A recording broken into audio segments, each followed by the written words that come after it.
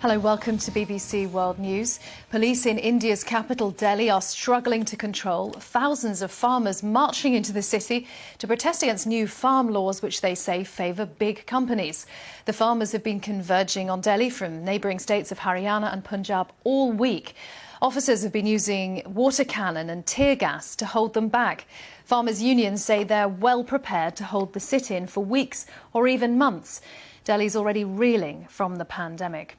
Our correspondent in Delhi, Nitin Srivastava, is at one of the protests on the outskirts of the capital in the Harpur area. Almost all roads leading into India's capital, Delhi, are heavily barricaded. There is massive police presence because protesting farmers are sitting here demanding their rights. We are outside Delhi and all these farmers have been here since yesterday. They spent the night out here in the cold and say they will move only when the demands are met. India's farmers, especially in North India, are very upset from the government's new farm laws, which intend to open up the farming sector in India.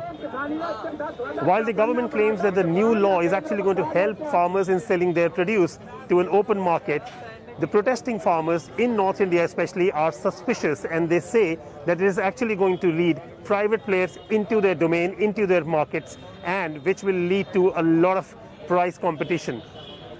Meanwhile, capital Delhi has now been kind of fortified. At least 25 to 30,000 farmers are believed to have reached the outskirts. There have been at least a dozen clashes since yesterday. Police has used force, tear gas shells to disperse them and ensure that they do not enter the capital Delhi because they want to protest outside the parliament. The situation is getting tense for every passing hour. The government seems to have warmed up to the demands and say that it is open to negotiations. The protesting farmers, meanwhile, say negotiations will only be possible if the government decides scrapping of the new law. Meanwhile, life in the capital has come to a standstill. Train services are disrupted. There are huge traffic jams throughout the city.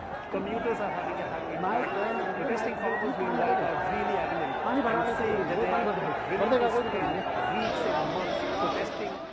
We will leave that report by Nitin Srivastava there. Apologies for